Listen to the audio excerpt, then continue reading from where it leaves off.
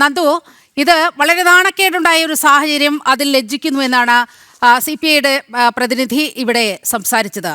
ഇത്തരത്തിൽ ഒരു സാഹചര്യം സൃഷ്ടിച്ചത് എന്തിൻ്റെ പേരിലായിരുന്നു എന്ന് വളരെ കൃത്യമായി അതിൻ്റെ രാഷ്ട്രീയം നമ്മുടെ മുന്നിൽ ഉണ്ട്. കോടതി പറഞ്ഞത് ഒറ്റപ്പെട്ടതും തർക്കവിഷയവുമായ ഒരു സത്യപ്രതിജ്ഞയുടെ പേരിൽ ജനാധിപത്യത്തിൻ്റെ ജീവനാഡി തകരുന്ന സാഹചര്യത്തിൽ ജനാധിപത്യത്തെ സംരക്ഷിക്കുക എന്നതാണ് കടമ.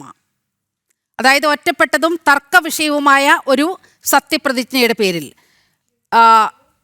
ജനവിധി മാനിക്കാതെ ഈ കോടതിക്ക് മുന്നോട്ട് പോകാനാകില്ല എന്ന് പറയുന്നു.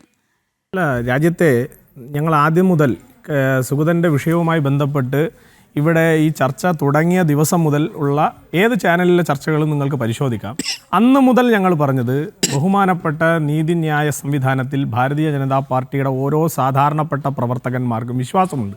അതുകൊണ്ട് തന്നെ ആ നീതിന്യായ സംവിധാനത്തിൻ്റെ മുന്നിൽ ഞങ്ങളുടെ നിരപരാധിത്വം തെളിയിക്കുകയും ഞങ്ങൾ കൃത്യമായി ഇത് രാഷ്ട്രീയ പ്രേരിതമായി സുഗതനെ കൊടുക്കാൻ ആസൂത്രിതമായി VK പ്രശാന്ത് എന്ന് പറയുന്ന ഇന്ന് MLA പോലുമല്ലാതെ ജനങ്ങൾ തിരസ്കരിച്ച ഒരു ജനപ്രതിനിധിയായിരുന്നയാളിൻ്റെ ഒരു അഹങ്കാരത്തിൻ്റെ ഭാഗമായി ഉണ്ടായതാണ് എന്ന് കൃത്യമായി ഞങ്ങൾ കോടതികളിൽ പ്രൂവ് ചെയ്യും എന്ന് ഞങ്ങൾ അന്ന് തന്നെ പറഞ്ഞു. ആ പറഞ്ഞതിനെ കൃത്യമായി കോടതികൾ തന്നെ ശരിവെച്ചുകൊണ്ടുള്ളതാണ് ഓരോ സ്റ്റെപ്പിൽ പോകുമ്പോഴും ഇന്ന് നഗരസഭയിലെ CPIM എന്ന് പറയുന്ന LDF എന്ന് പറയുന്ന സംവിധാനത്തിന് കോടതികൾ നൽകുന്ന ഉത്തരവുകളിലൂടെയുള്ള അടികൾ, അത് ഓരോ ചെറിയ കാര്യത്തിലും നിങ്ങൾക്കത് പരിശോധിക്കാൻ വേണ്ടി സാധിക്കും. ഇനി ഞാൻ ബഹുമാനപ്പെട്ട രാഖി രവികുമാർ അവർ ഏറ്റവും അവസാനം പറഞ്ഞ പോയിന്റിൽ നിന്ന് ഞാൻ ആരംഭിക്കാം. അതായത് കോട്ടിട്ട് മേയർ ഹൈക്കോടതി വിധി നടപ്പിലാക്കിയത് എന്തോ അക്ഷന്തവ്യമായ തെറ്റാണ്, അതിനെ വലിയ മേനി പറഞ്ഞ് നടക്കുന്നു, അതൊക്കെ നാണക്കേടാണ് എന്ന് പറയുന്ന ബഹുമാനപ്പെട്ട രാഖി രവികുമാറിൻ്റെ സഹപ്രവർത്തകയായിരുന്ന ശ്രീമതി ആര്യ രാജേന്ദ്രൻ്റെ ഭർത്താവും അതുപോലെ തന്നെ സഹോദരനും സഹോദരിയും ഒരു കാറിൽ വന്നപ്പോൾ ഒരു KSRTC ബസ് സൈഡ് കൊടുക്കാത്തതിൻ്റെ പേരിൽ പാളയം ജംഗ്ഷനിൽ KSRTC ബസ് തടഞ്ഞു നിർത്തി സാധാരണപ്പെട്ട യാത്രക്കാരെ ഇറക്കി വിട്ട അഹങ്കാരത്തിൻ്റെ അത്രയും വരില്ല എന്തായാലും ഹൈക്കോടതി വിധി നടപ്പിലാക്കാൻ ഇറങ്ങിത്തിരിച്ച തിരുവനന്തപുരത്തെ മേയർ. കാരണം നിങ്ങൾക്ക് രാജ്യത്തെ കോടതികളിലെ ജഡ്ജിമാരെ കാണുമ്പോൾ ശുംഭന്മാരെന്നും അവരുടെ കോലം കത്തിക്കലും അതൊക്കെ നിത്യത്തൊഴിലാക്കിയ CPIM-നും CPIM-ൻ്റെ പോഷക സംഘടനകൾക്കും LDF എന്ന് പറയുന്ന സംവിധാനത്തിനും രാജ്യത്തെ കോടതികൾ നൽകുന്ന വിധികളോട് പുല്ലുവിലയായിരിക്കാം. പക്ഷേ BJPയുടെ ഓരോ പ്രവർത്തകനെയും സംബന്ധിച്ചിടത്തോളം ഓരോ കോടതി വിധികളും നീതിന്യായ സംവിധാനത്തിൻ്റെ വലിയ വലിയ യശസ് ഉയർത്തുന്ന വിധികളായി തന്നെയാണ് ഞങ്ങൾ പരിശോധിക്കുന്നത്. അതുകൊണ്ടാണ് കോടതി വിധി വന്ന് മണിക്കൂറുകൾക്കകം ആ പറഞ്ഞ വിധി നടപ്പിലാക്കാൻ വേണ്ടിയിട്ട് തിരുവനന്തപുരത്തിൻ്റെ മേയർ ഇറങ്ങിത്തിരിച്ചത്.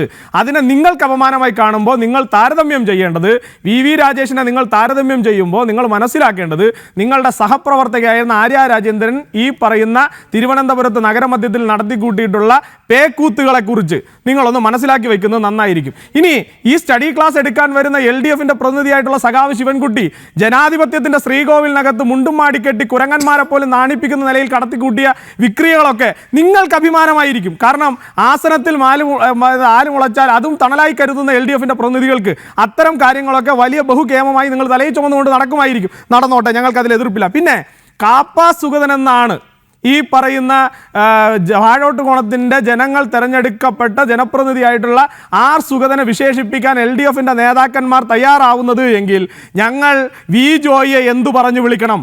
ഞങ്ങൾ ഈ പറയുന്ന ആര്യ രാജേന്ദ്രനെ എന്തു പറഞ്ഞു വിളിക്കണം? ഞങ്ങൾ ഈ പറയുന്ന നിങ്ങളുടെ നേതാവായിട്ടുള്ള SP ദീപകിനെ എന്തു പറഞ്ഞു വിളിക്കണം?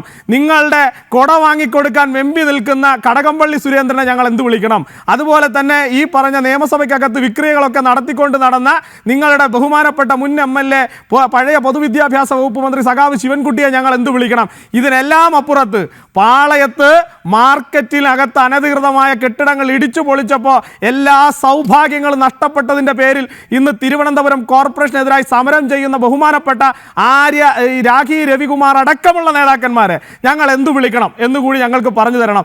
നിങ്ങൾ പറയുന്ന ചെല്ലപ്പേരോ ഓമന പേരോ എന്ത് പേരിട്ട് വേണമെങ്കിലും ഞങ്ങൾ നിങ്ങളെ വിളിക്കാൻ തയ്യാറാണ്. ഞങ്ങൾക്ക് ചിലപ്പോൾ ആര്യയെ വിളിക്കേണ്ടി വരുന്നത് പൊറോട്ട കള്ളി എന്നായിരിക്കും. ഞങ്ങൾക്ക് നിങ്ങൾ ഓരോരുത്തരെയും വിളിക്കാൻ കൃത്യമായ പേരുണ്ട്. പക്ഷേ ഒരു സഭ്യമായ ചർച്ചയ്ക്കകത്ത് അത്തരം പേരുകൾ ഉപയോഗിക്കണ്ട എന്നുള്ളത് കൊണ്ടാണ് ഞാൻ അവിടെ നിർത്തുന്നത്. നിങ്ങളുടെ മാന്യതയല്ല ഞങ്ങളുടെ മാന്യത, ആ വ്യത്യാസം ഞങ്ങളും നിങ്ങളും തമ്മിലുണ്ട്. അപ്പോൾ അവിടെ ഞാൻ അത് നിർത്തുകയാണ്. ഇനി CPI മനസ്സിലാക്കേണ്ടത് ഇന്ന് കരിദിനമായി ആചരിക്കണമെന്ന് പറയുമ്പോൾ ബഹുമാനപ്പെട്ട അഡ്വക്കേറ്റ് കൂടിയായിട്ടുള്ള അഭിഭാഷക കൂടിയായിട്ടുള്ള ശ്രീമതി രാഖി രവികുമാർ മനസ്സിലാക്കേണ്ട ഒരു കാര്യം, നിങ്ങൾ വാഴോട്ടുകോണത്തെ സുഗതനെ അങ്ങ് വലിയ ക്രിമിനലായിട്ട് ചൂണ്ടിക്കാണിക്കുന്നുണ്ടല്ലോ. സുഗതനെതിരെ മത്സരിച്ച CPM-ന്റെ സ്ഥാനാർത്ഥി ആരാ? ആരാ സുഗതനെതിരെ മത്സരിച്ച CPM സ്ഥാനാർത്ഥി വാഴോട്ട് പോണത്? മൂന്നുകല്ലുംമൂട് ഷാജി. ആരാ മൂന്നുകല്ലുംമൂട് ഷാജി? ഷാജി ഏത് ലിസ്റ്റിലാണ് ഉള്ളത്? ഷാജി നിങ്ങളുടെ പാർട്ടി ലിസ്റ്റിലുണ്ട്, പക്ഷെ പോലീസിന്റെ ഒരു ലിസ്റ്റിലൂടെ ഉണ്ട്. അറിയാമോ? ആ ഷാജിക്കെതിരായി മത്സരിച്ച ആളിനെ അന്ന് തന്നെ ഷാജി പറഞ്ഞതാണ്, ജയിച്ച ദിവസം തന്നെ ഈ പറയുന്ന ഞങ്ങളുടെ ആഹ്ലാദ പ്രകടനം നടക്കുമ്പോൾ, ആ ആഹ്ലാദ പ്രകടനം നടന്ന് വാഴോട്ട് പോണ ജംഗ്ഷനിൽ എത്തുമ്പോൾ ഈ പറയുന്ന ഷാജി എന്ന് പറയുന്ന നിങ്ങളുടെ മുൻ MLA ആയിട്ടുള്ള VK പ്രശാന്തിൻ്റെ, താങ്കൾ ഡെപ്യൂട്ടി മേയർ ആയിരുന്നപ്പോൾ മേയറായിരുന്ന നിങ്ങളുടെ എല്ലാ അഴിമതികൾക്കും നിങ്ങളുടെ എല്ലാ സ്വജനപക്ഷപാത പ്രവർത്തനങ്ങൾക്കും നേതൃത്വം കൊടുത്തിരുന്ന VK പ്രശാന്ത്, അന്ന് തന്നെ VK പ്രശാന്തും ഈ മൂന്നുകല്ലുംമൂട് ഷാജിയും കൂടി അവിടെ നിന്ന് പറഞ്ഞതാണ്, വാഴോട്ട് പോണം സുഗതനെ ജയിലിൽ കിടത്തി ഇവിടെ ഒരു ഇലക്ഷൻ വരും, ആ ഇലക്ഷനിൽ മൂന്നുകല്ലുംമൂട് ഷാജി അങ്ങ് ജയിച്ചു കളയും. ആ ഇതുണ്ടല്ലോ സ്വപ്നം, ആ സ്വപ്നം തകർന്നു പോയതിൻ്റെ ദുഃഖഭാരത്തിലാണ് നിങ്ങൾ ഓരോരുത്തരും എന്ന് ഞങ്ങൾക്ക് കൃത്യമായ ബോധ്യമുണ്ട്. അതുകൊണ്ട് നിങ്ങൾ ഞങ്ങളെ പഠിപ്പിക്കാൻ വരണ്ട. നിങ്ങളുടെ ക്ലാസ് എടുക്കേണ്ട ഗതികേടൊന്നും ഞങ്ങൾക്ക് വന്നിട്ടില്ല. ഞങ്ങൾക്ക് കൃത്യമായി അറിയാം CPIM എന്താണെന്ന്. പിന്നെ ഞാൻ ചോദിക്കട്ടെ, എൻ്റെ ബഹുമാനപ്പെട്ട CPMൻ്റെ അല്ലെങ്കിൽ LDFൻ്റെ സുഹൃത്ത് ഇവിടെ ശ്രീമതി രാഖി രവികുമാർ ഇവിടെ ഇരിപ്പുണ്ടല്ലോ, ഇവിടെ എന്താണ് നിങ്ങളുടെ പ്രശ്നം? നിങ്ങളുടെ പ്രശ്നം നിങ്ങൾക്ക് സുഗതനും വിഷയമല്ല. അങ്ങനെ ആയിരുന്നെങ്കിൽ, നിങ്ങൾക്ക് സുഗതനായിരുന്നു വിഷയമെങ്കിൽ, നിങ്ങൾ കൊട്ടിഘോഷിച്ച് തിരുവനന്തപുരം കോർപ്പറേഷൻ്റെ മുന്നിൽ നിങ്ങളൊരു സമരപ്പന്തലൊക്കെ ഇട്ട് കുറേ സഖാക്കന്മാരെയൊക്കെ ആദ്യഘട്ടത്തിൽ വിളിച്ചുകൊണ്ടുവന്ന് നിങ്ങളുടെ 2 മുൻ മന്ത്രിമാർ, 2 മുൻ MLA നേതൃത്വം കൊടുത്ത് വലിയ സമരങ്ങൾ ആദ്യത്തെ 3 ദിവസം നിങ്ങൾ നടത്തിയല്ലോ.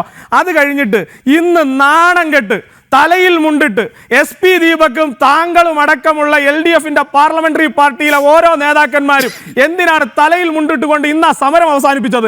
നിങ്ങൾ സുഗതനെ പുറത്താക്കുന്നത് വരെയല്ലേ സമരം പ്രഖ്യാപിച്ചത്? നിങ്ങൾ എന്തിനാ സുഗതനെ പുറത്താക്കുന്ന മുമ്പേ സമരം നിർത്തി തിരിച്ചു പോയത്? നിങ്ങൾക്ക് മനസ്സിലായി, ഇന്ന് നിങ്ങളുടെ സമരപ്പന്തലിൽ വന്നിരിക്കാൻ പോലും തിരുവനന്തപുരത്തെ ഒരു CPMൻ്റെ സഹപ്രവർത്തകന്മാർ തയ്യാറാവുന്നില്ല. അവർ ചോദിക്കുന്നത്, കഴിഞ്ഞ 45 വർഷക്കാലമായി ഒന്നും ചെയ്യാതെ അരക്കിട്ടതുപോലെ ഉറച്ചിരുന്ന ഈ CPIM എന്ന് പറയുന്ന അഴിമതി കൂമ്പാരത്തെ തുടച്ചു മാറ്റി അവിടെ ആൾക്കാർക്ക് നേരിട്ട് വന്നാൽ കാണാൻ കഴിയുന്ന ഒരു മേയറെ, ഒരു പരാതി കൊടുത്താൽ മിനിറ്റുകൾക്കകം പരിഹരിച്ചു കൊടുക്കുന്ന ഒരു മേയറെ, ഒരു വിഷയം വന്ന് വിളിച്ചാൽ ഫോൺ എടുക്കുന്ന ഒരു മേയറെ, അഹങ്കാരത്തിന്റെ ലവലേശഭാവമില്ലാത്തൊരു മേയറെ തിരുവനന്തപുരം കോർപ്പറേഷനിൽ അവർക്ക് കാണാൻ സാധിച്ചതിന്റെ ഭാഗമായി CPMൻ്റെ എത്രയോ സഖാക്കന്മാർ പോസ്റ്റ് ഇട്ടിട്ടുണ്ട് പബ്ലിക്കായിട്ട്. നിങ്ങളുടെ നേതൃത്വം വരുന്ന സമയത്ത് നിങ്ങളുടെ നേതാക്കന്മാർ കൈക്കൂലി വാങ്ങിച്ചതിൻ്റെ പേരിൽ, ചോദിച്ചതിൻ്റെ പേരിൽ നടക്കാതെ പോയ എത്രയോ ഫയലുകൾ തീർപ്പാക്കി എന്ന് നിങ്ങളുടെ സഹപ്രവർത്തകന്മാർ ഈ പറയുന്ന സാമൂഹ്യ മാധ്യമങ്ങളിലൂടെ പറഞ്ഞിട്ടുണ്ടല്ലോ, വലിയ വാർത്തകളായിട്ടുണ്ടല്ലോ തിരുവനന്തപുരത്തടക്കം. എന്തിനാണ് നിങ്ങൾക്ക് ഈ ഭയമെന്ന് ഞങ്ങൾക്ക് കൃത്യമായി അറിയാം. നിങ്ങളുടെ ഭയം ഈ ഭരണം നേരെ പോയാൽ നിങ്ങളുടെ പല അഴിമതി കോമരങ്ങളുടെയും മുഖമഴിഞ്ഞു വീഴും. അതിന്റെ ഭയമാണ് നിങ്ങൾക്കുള്ളത് എന്ന് ഞങ്ങൾക്ക് വ്യക്തമായ ധാരണയുണ്ട്. അതിനുവേണ്ടി കോടതികൾ നടത്തുന്ന ജനാധിപത്യ ഇടപെടലുകളെ പോലും പുച്ഛിക്കുകയും കരിദിനമായി ആചരിക്കുകയും ചെയ്യണമെന്ന് പറയുന്നത് നിങ്ങൾ ജനാധിപത്യ ധ്വംസകരാണ് എന്നുള്ളതിന്റെ ഏറ്റവും കൃത്യമായ തെളിവാണ്. അത് പറയാതെ പോകാൻ സാധിക്കില്ല.